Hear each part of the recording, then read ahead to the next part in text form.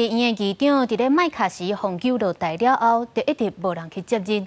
即马互当作是前总统川普的盟友，也就是共和党的佐登，嘛要来抢这个议长的大位。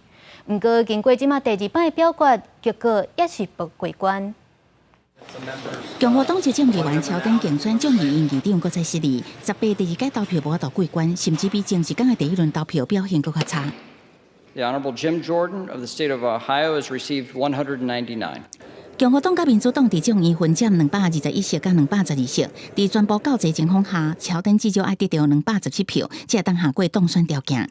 这届失利真互人怀疑，这个俄亥俄州共和党议员伫面临这么大的反对势力，敢也有法度继续选落去。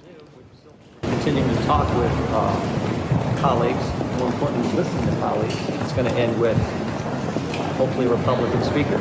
22 of his Republican colleagues voted for somebody else to be Speaker rather than Jordan, a combative, hard-charging lawmaker in Jim Jordan. While many of the lawmakers who have been here for a couple decades or who represent swing districts won by President Joe Biden would prefer a more establishment candidate, they don't want to see the conference move so far to the right. 众议院一定19中到第3轮投票，目前国外战争冲突，加后个月政府可能关门，无议长众议院会当讲无法度做代志，运作差不多拢喊停。公司新闻吴文玲编译。